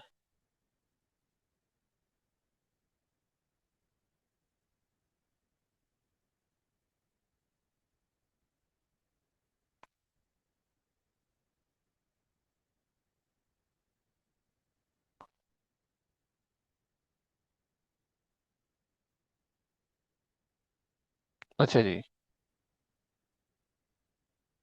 ये क्या है, resembling a labyrinthine maze, how many interactive passages turns out winding that makes it navigate by extension, it describes anything highly complex। अच्छा, complicated, complex।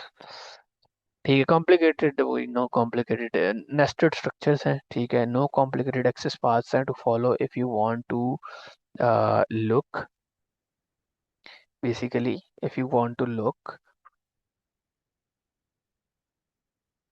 at the data, you can read any or all of the rows in the table, selecting those that match an arbitrary condition. You can read particular row by designating some columns, you can insert a new row in any table। ठीक है, मतलब जितने भी मसले थे ना network model के वो रिलेटिवली इसमें नहीं थे। ठीक है। और query optimizer automatically decides which part of the query to execute in which order। ठीक है। And which indexes to use, those choices are effectively the access path, but the big difference is that they are made automatically by the query optimizer, not by the application developer, so we rarely think about them। ठीक है। अब ये वही वो abstraction वाली बात आ गई कि क्यूरी ऑप्टिमाइजर ऑटोमेटिकली डिसाइड करेगा कि यार मैंने कौन सा इंडेक्स कैसे चूज करना है, मैंने किस तरह से पेज पे पहुंचना है, ऑफसेट क्या होगा। ठीक है, वो सारी चीज़ें। और जब इंडेक्स भी अपडेट होता है, जब इंसर्शन होती है, तो उस टाइम पे इंडेक्स अपडेट होता है। ठीक है। तो वो इंडेक्सिंग के लिए भी जो है ना, अगर कोई मॉडल चाहे एलएसएम यूज कर रहा है या एलएसएम ट्री यूज कर रहा है या बी पॉजिटिव ट्री यूज कर रहा है, जो कि आगे वाले चैप्टर में आएंगी, तो दोनों के केस में ये मैटर नहीं करता। मतलब as a developer, as a backend developer मुझे सोचने की जरूरत नहीं है कि वो कैसे होगा, कि वो क्यूरी ऑप्टिमाइजर ऑटोमेटिकली कर देगा। बट इट्स लाइक कि वन टाइम थिंग आपने बिल्ड कर दी है, उसके बाद वो क्यूरी ऑटोमेटिकली हैंडल करेगी, आपको टेंशन लेने की जरूरत नहीं है। If you want to query your data in new ways, you can just declare a new index and query will automatically use whichever index are most appropriate. You don't need to change your queries to take advantage of a new index। ठीक है, the relational model thus made it much easier to add new features to the applications. ठीक है, अब यही main reason है कि अब ये 1970s की बात हो रही है कि उस टाइम से लेके अभी तक जो रिलेशनल डेटाबेसेस का सॉर्ट ऑफ वो चल रहा है इरा, उसकी रीज़न यही है कि मतलब एज एन एप्लीकेशन डेवलपर आपको ये पता है कि इसके कुछ ड्रॉबैक्स हैं जो कि आप छोड़ रहे हैं, लेकिन जब आप एप्लीकेशन बिल्ड कर रहे हैं उस टाइम पे आपको टेंशन लेने की जरूरत नहीं है कि अंडर द हुड कैसे काम कर रही है चीज़ें। ठीक है, उस टाइम पे आपको इसकी obviously through through out the time इसकी जो इंडेक्सेस हैं, क्यूरीज हैं, वो ऑप्टिमाइज हो रही हैं। वो जो डिफरेंट हमारे पास रिलेशनल डेटाबेसेस हैं जैसे पोस्टग्रेस है, मायस्क्यूएल है, इनमें डिफरेंसेस हैं। ठीक है, लेकिन वो इसी चीज़ के हैं कि वो मतलब चीज़ें ऐड करते हैं। लेकिन अगर मैं कोई डेटाबेस यूज़ कर रहा हूँ ना एप्लीकेशन में, तो उसमें फिर मुझे टेंशन लेने की जरूरत नहीं है कि वो कैसे अंडर द हुड काम करेगा। और यही मेजर रीज़न है जो कि ये जो नेटवर्क मॉडल था उसकी ना चलने की भी रीज़न थी कि भाई उसमें फिर वो एब्स्ट्रैक्शन नहीं उस तरह से रह रही, क्योंकि मुझे खुद से ही it's like a managing a part of the database myself. ठीक है, तो ये चीज़ है। Comparison to document database. Document databases reverted back to the hierarchical model in one aspect, storing nested records, one-to-many relationships like position within their parent record rather than into separate. However, when it comes to representing many-to-one and many-to-many relationships, relational and document databases are not fundamentally different. In both cases, the related item is referred by a unique identifier, which is called foreign key in the relational model, and the document reference in the document model. That identifier is resolved at the read time by using a join or a follow-up query. ठीक है, to date document databases have not followed the path of codecil। ठीक है, ये वो committee की बात कर रहे हैं, लेकिन ये बात कर रहा है कि अंडर द हुड अगर हम देखें ना, तो डॉक्यूमेंट डेटाबेसेस में सिर्फ ज्वाइंस नहीं है। ठीक है, एल्सवाइज है वो अंडर द हुड कॉन्सेप्ट जो मैनी टू मैनी या मैनी टू वन का है ना, वो सेम ही है रिलेशनशिप का। क्योंकि हम क्या कर रहे हैं, हम बेसिकली आईडी जो है वो एक नए टेबल में यहाँ पे डॉक्यूमेंट में स्टोर करवाते हैं। तो इसमें ये होता है कि रिलेशनल डेटाबेस में आपका ज्वाइन के साथ वो एक ही क्यूरी में आ जाता है, लेकिन डॉक्यूमेंट डेटाबेस में आपको फॉलोअप क्यूरी करनी पड़ती है, वो भी आपने थोड़ा सा एप्लीकेशन लेवल पे मैनेज करना पड़ता है। ठीक है, अब ये लास्ट चीज आ गई है जी, relational versus document databases today. There are many different databases consider relational databases, document databases. ठीक है, फॉल्ट टॉलरेंस प्रॉपर्टीज हैं उनकी, हैंडलिंग ऑफ कंकरेंसी है। ठीक है, हम we will concentrate only on the difference in the data model. ठीक है, मेरा ख्याल है यहाँ पे हम लोग ने इसको रोक देते हैं अभी तक के लिए, क्योंकि एक इनफ जो है ना वो हो गया।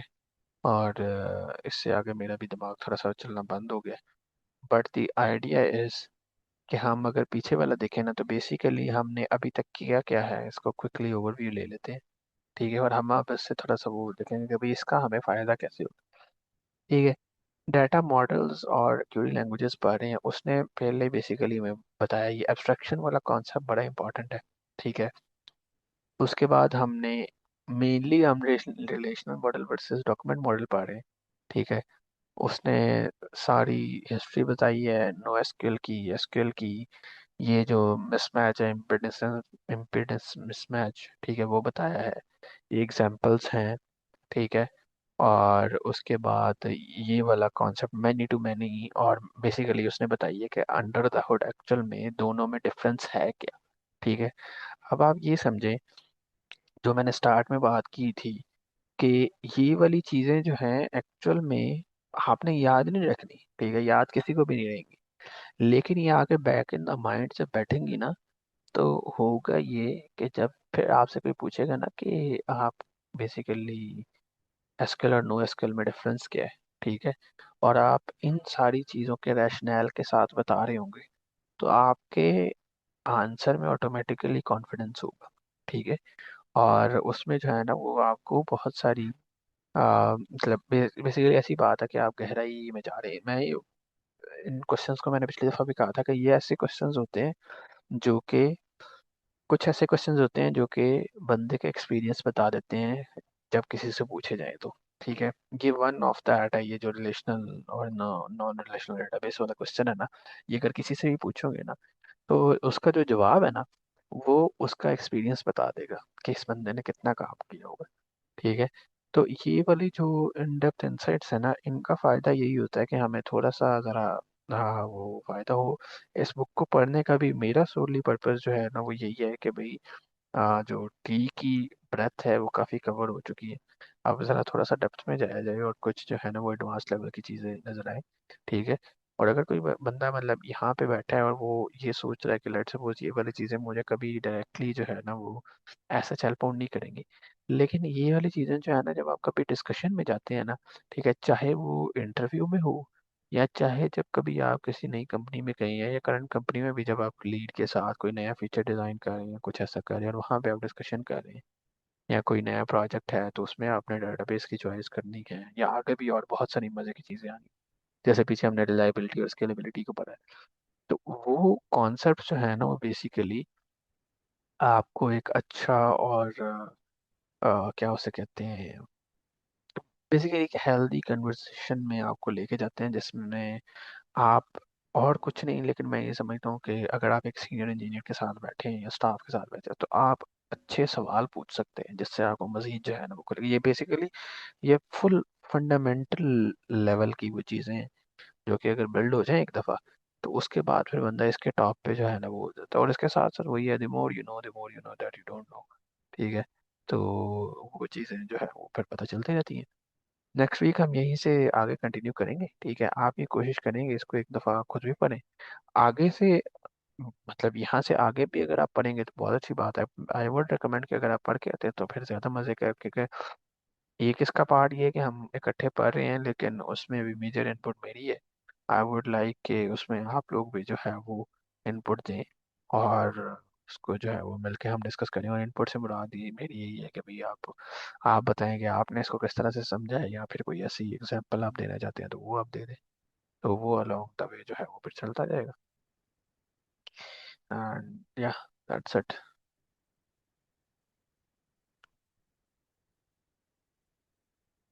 किसी का कोई क्वेश्चन है या कोई चीज़ डिस्कस करनी है तो we can discuss, else I think we are good.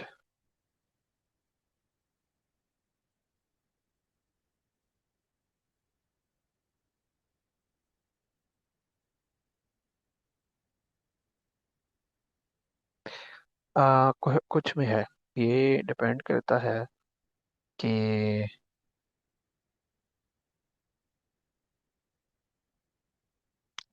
सारी तो नहीं होती, ये आपको देखना पड़ेगा कौन सी डेटाबेस में। जैसे मोंगोडीबी है, ठीक है, इसमें मुझे जहाँ तक याद है ट्रांजैक्शन तो है, लेकिन complete asset property document level पे है, मल्टीपल डॉक्यूमेंट्स में नहीं है शायद। आई एम नॉट श्योर, इसको आप चेक करिएगा। इसी तरह से डायनामोडीबी जो है उसके अंदर आई रिमेम्बर जब हम लोग वॉलेट बिल्ड कर रहे थे तो उसमें एसेट प्रॉपर्टीज में, एसेट प्रॉपर्टीज की एक जो मतलब ट्रांजैक्शन में जो एक इम्पॉर्टेंट चीज़ जो है ना वो लॉकिंग भी होती है कि वो उस रू को जिसको वो चेंज कर रहा है वो लॉक कर देता है ताकि करेंसी वाला ना हो मैटर। ठीक है। तो उसमें ये है कि आपका जो फाइनल ऑपरेशन होता है डायनामोडीबी में, वो सिर्फ जो है वो होगा एटॉमिक। ठीक है। लेकिन एट द सेम टाइम अगर कोई और बंदा ऑपरेशन कर, बेसिकली डर्टी राइट्स नहीं हो सकती डायनेमो में, लेकिन डर्टी रीड्स हो सकती हैं। ठीक है। तो राइट के टाइम पे वो लॉक कर देता है और रीड के टाइम पे वो नहीं करता है। दैट्स व्हाट आई रिमेम्बर, लेकिन हम इसको ना अभी ज़रा रिसर्च कर लेते हैं to verify. Do we have actual transactions in Mongo and DynamoDB like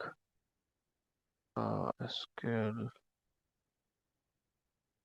DBs undo undo they follow asset properties as well.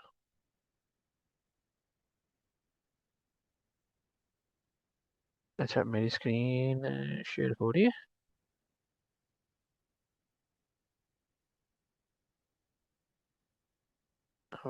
वो मैं कर लेता हूँ। अब आ गई होगी सही। अभी नज़र आ रही है। अच्छा, MongoDB और DynamoDB ट्रांजैक्शन सपोर्ट तो है वैसे प्रॉपर्टीज में, ठीक है। They came later than traditional SQL, ठीक है, हैव सम नुआंसेस।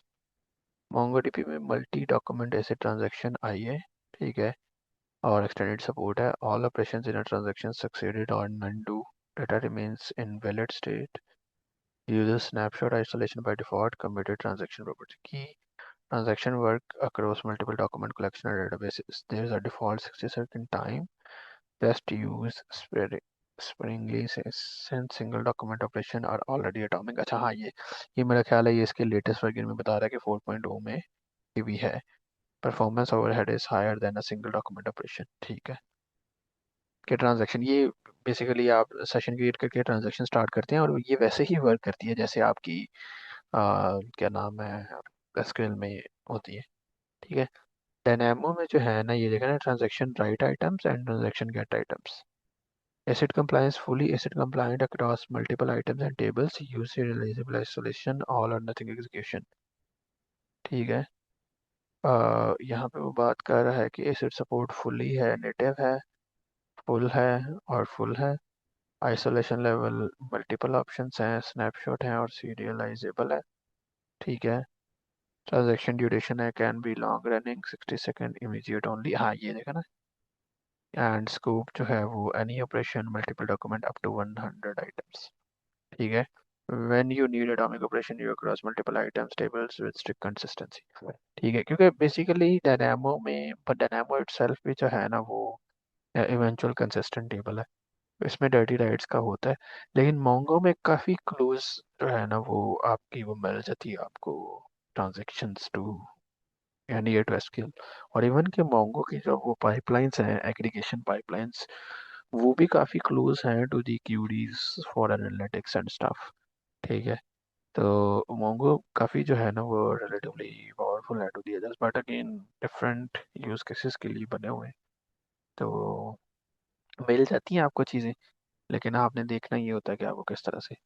और इवन कि अगर मतलब इसमें कि ये भी है, मेरी भी रिसेंटली लर्निंग थी कि लेट सपोज अगर आपको नहीं भी मिलती ना तो फिर उसके वर्क अराउंड होते हैं, ठीक है। जैसे अभी हमने वॉलेट सिस्टम बिल्ड किया है तो उसमें अब ये atomic read basically event driven system में वॉलेट सिस्टम है, ठीक है।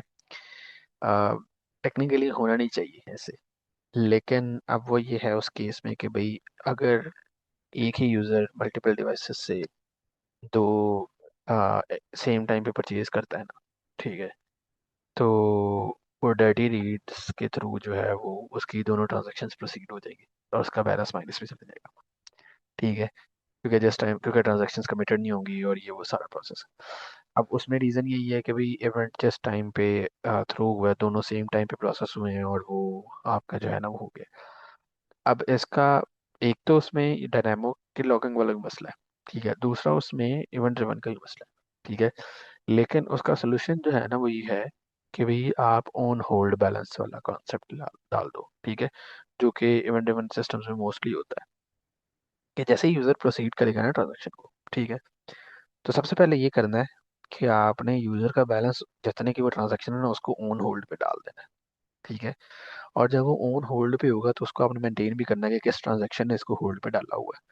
तो उसमें फिर ये होगा कि जब वो ट्रांजेक्शन उधर से पेमेंट प्रोसेसर से प्रोसीड होकर वापस आएगी तो फिर वो ऑन होल्ड वाला बैलेंस जो है ना वो डिडक्ट कर लेगी। अगर वो फेल हो गई है तो वो लॉगिंग वाला कॉन्सेप्ट है जैसे बुकिंग में होता है, बुकिंग सिस्टम्स में होता है।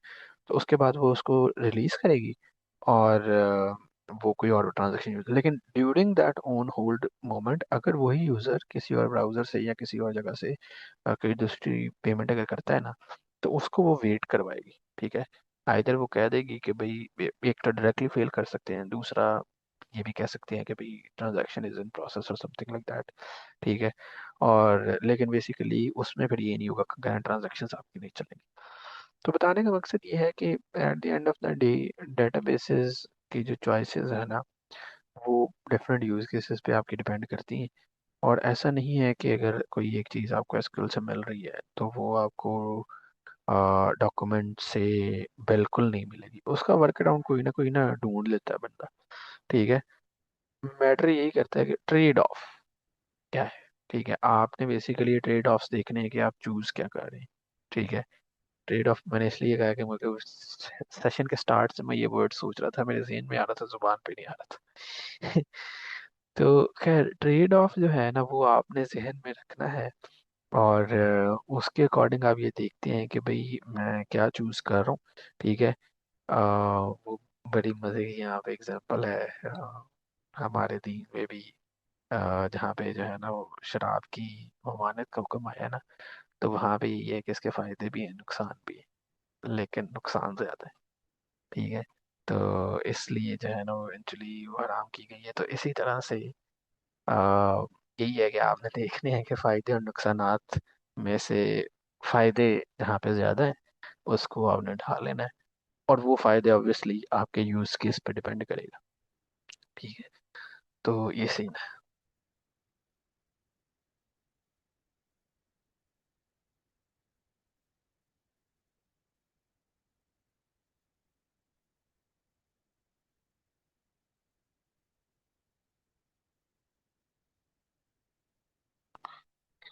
नहीं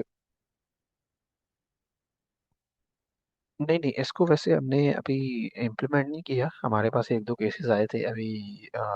क्या नाम है, खैर ये बताना नहीं चाहिए, लेकिन खैर चले। अभी हमारे सिस्टम में वो है नहीं। ठीक है, टेक्निकली।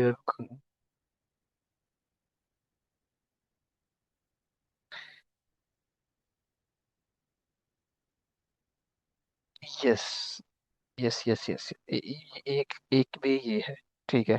इसके अलावा भी मल्टीपल वेज हो सकते हैं, लेकिन एज सच इवेंट ड्रिवन की कोई ऐसी प्रॉपर्टी नहीं है। ठीक है।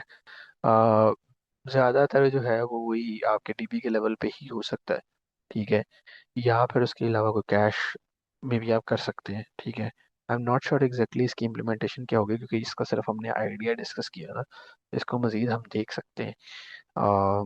मे भी हमने इसको ना इम्प्लीमेंट भी करना है नेक्स्ट मंथ शायद।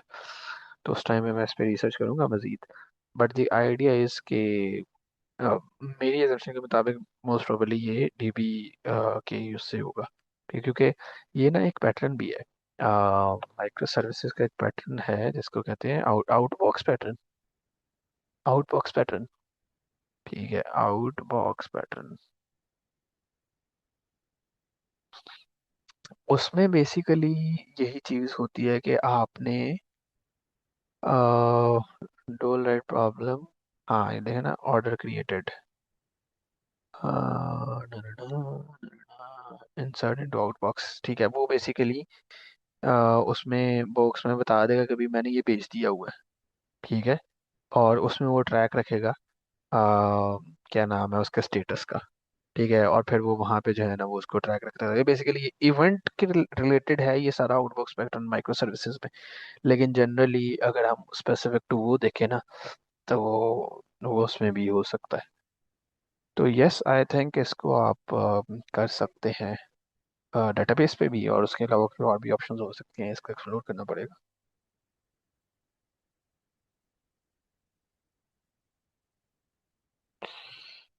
ठीक है जी, किसी का कोई और क्वेश्चन है तो पूछें, एल्सवाइज कैन स्टॉप हियर।